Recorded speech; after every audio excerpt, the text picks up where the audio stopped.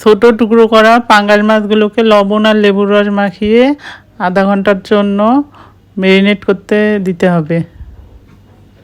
তারপর পটল, কাঁঠাল বিচি, মিষ্টি কুমড়া, আলু, পেঁয়াজ আর একটা কাঁচামরিচ নিয়ে নিয়েছি। একটা চুলায় প্যান বসিয়ে দিয়েছি, সামান্য তেল দিয়ে দিলাম। এখন পেঁয়াজ কুচি দিলাম, একটু নেড়ে চেড়ে তারপর আদা রসুন বাটা দেব সামান্য একটু। আদা রসুনটা হালকা ভেজে নিতে হবে। তারপর মাছগুলো দিয়ে দেব ধুয়ে। তারপর হলুদ গুঁড়ো দেব সামান্য একটু।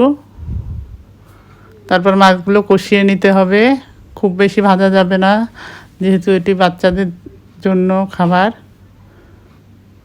তারপর মাছগুলো তুলে নেব। এরপর সবজিগুলো দিয়ে দেব। সবজি দেওয়া হয়ে গেলে সামান্য একটু পানি দিয়ে দেব। তারপর সবজিতে বলক চলে আসলে ঢাকনা দিয়ে ঢেকে দেব কিছুক্ষণ সিদ্ধ হওয়ার জন্য। সবজি সিদ্ধ হয়ে গেলে মাছগুলো দিয়ে দেব। মাছ দিয়ে একটু নেড়ে চেড়ে তারপর আবার ঢাকনা দিয়ে ঢেকে দেব কিছুক্ষণের জন্য।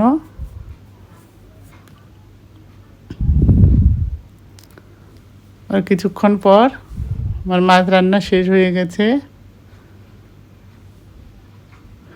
এভাবে তৈরি হয়ে গেল পাঙ্গাস মাছ দিয়ে মিক্স সবজির রেসিপি।